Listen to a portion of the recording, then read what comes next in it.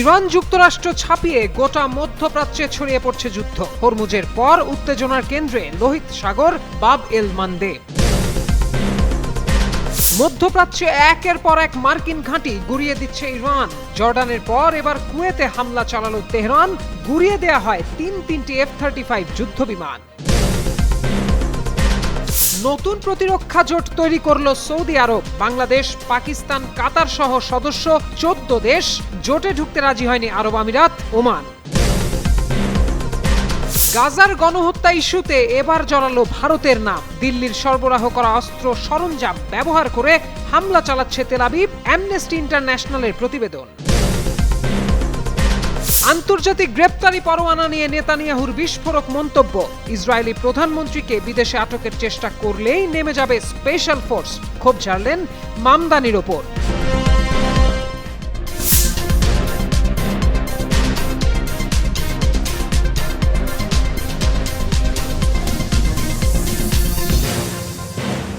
যুক্তরাষ্ট্র ও ইরানের পাল্টাপাল্টি হামলায় মধ্যপ্রাচ্যে যুদ্ধের ভয়াবহতা ক্রমেই বাড়ছে। দুই দেশের মধ্যে শুরু হওয়া সংঘাত এখন ছড়িয়ে পড়ছে গোটা অঞ্চলে। হরমুজ থেকে লোহিত সাগর, সবখানেই যেন যুদ্ধরব।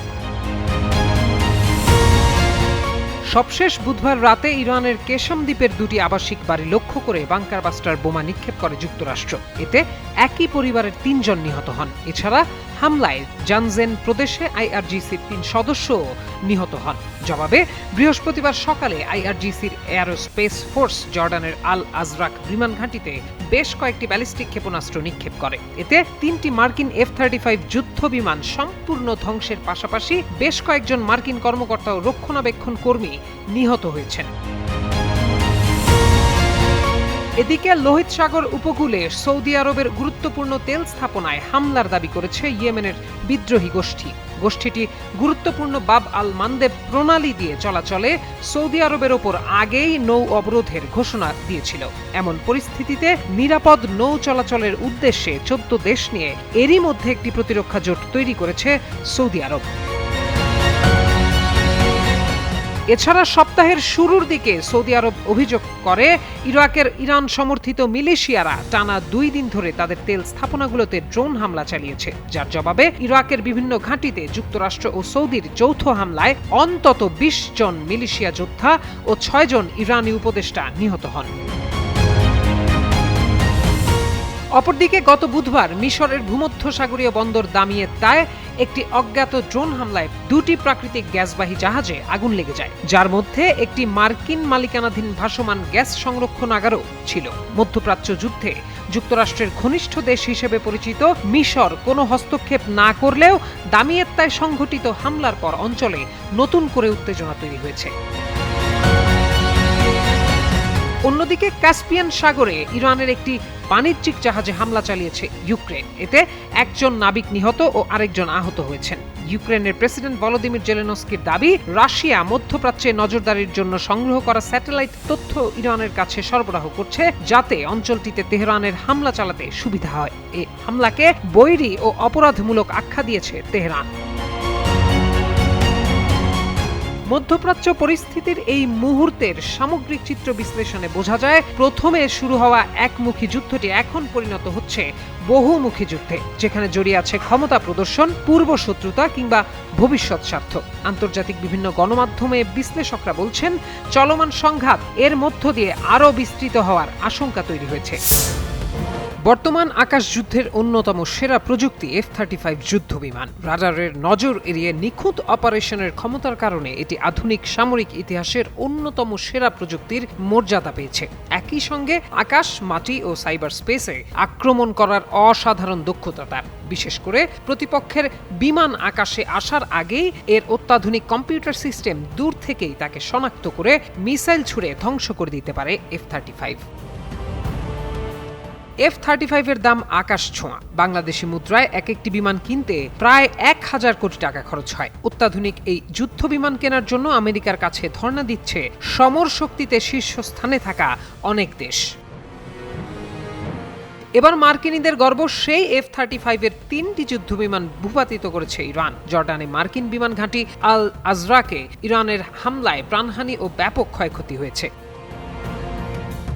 আইআরজিসি জানায় রাতের আঁধারে চালানো ওই মার্কিন হামলায় কেশম দ্বীপের 2টি আবাসিক বাড়ি লক্ষ্য করে বাংকার বাস্টার বোমা নিক্ষেপ করা হয়। এতে একই পরিবারের 3 জন বাবা, মা ও 2 বছরের সন্তান নিহত হন। ওই হামলায় আরও 2টি শিশু আহত হয়েছে। এছাড়া জানজেন প্রদেশে আইআরজিসির 3 সদস্য নিহত হন। এর জবাবে বৃহস্পতিবার সকালে আইআরজিসির এয়ারোস্পেস ফোর্স আল আজরাক বিমান ঘাঁটিতে মার্কিন F-35 যুদ্ধ বিমানের পার্কিং অ্যাপ্রন ও রক্ষণাবেক্ষণ হ্যাঙ্গার লক্ষ্য করে বেশ কয়েকটি ব্যালিস্টিক ক্ষেপণাস্ত্র নিক্ষেপ করে। এতে 3টি F-35 যুদ্ধ বিমান সম্পূর্ণ ধ্বংস হয়েছে, আরও 3টি মারাত্মকভাবে ক্ষতিগ্রস্ত হয়েছে। সেই সঙ্গে বেশ কয়েকজন মার্কিন কর্মকর্তা ও রক্ষণাবেক্ষণ কর্মী নিহত হয়েছেন।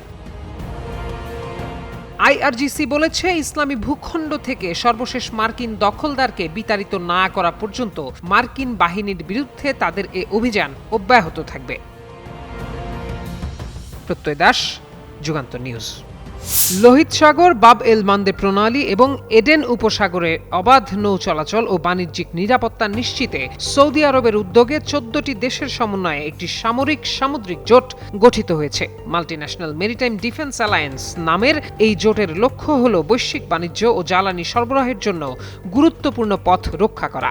বৃহস্পতিবার সৌদি প্রতিরক্ষা মন্ত্রণালয়ের বরাতে সংবাদ মাধ্যম আল জাজিরা এই তথ্য নিশ্চিত করেছে। যুক্তরাষ্ট্র ও ইরানের মধ্যে চলমান সংঘাতের কারণে হরমুজ প্রণালী কার্যত বন্ধ হয়ে যাওয়ায় বিশ্ব অর্থনীতি চাপে পড়েছে। এমন পরিস্থিতিতে ইয়েমেনের ইরান সমর্থিত বিদ্রোহীরা বাব এল মান্দেব ও লোহিত সাগরের নৌপথে হামলার জোরদার করায় জ্বালানি নিরাপত্তা নিশ্চিতে এই পদক্ষেপ নেওয়া হয়। জোট গঠনের আগে বৈঠকে 51টি দেশকে আমন্ত্রণ জানানো হলেও বৈঠকে ইউরোপীয় ইউনিয়ন প্রতিনিধি দল সহ 43টি দেশের প্রতিনিধিরা অংশ নেন। সৌদি আরব ছাড়াও এই জোটে স্বাক্ষর করেছে তুরস্ক, কুয়েত, বাহরাইন, কাতার, জর্ডান, মিশর, Pakistan, Djibouti, Somalia, Bangladesh, Yemen, Sudan এবং কমোরস। তবে সংযুক্ত আরব আমিরাত ও ওমান এতে স্বাক্ষর করেনি। নতুন গঠিত এই জোটের সদস্যরা গোয়েন্দা তথ্য বিনিময়, যৌথ সামরিক মহড়া ও সামুদ্রিক পরিকল্পনা পরিচালনা করবে।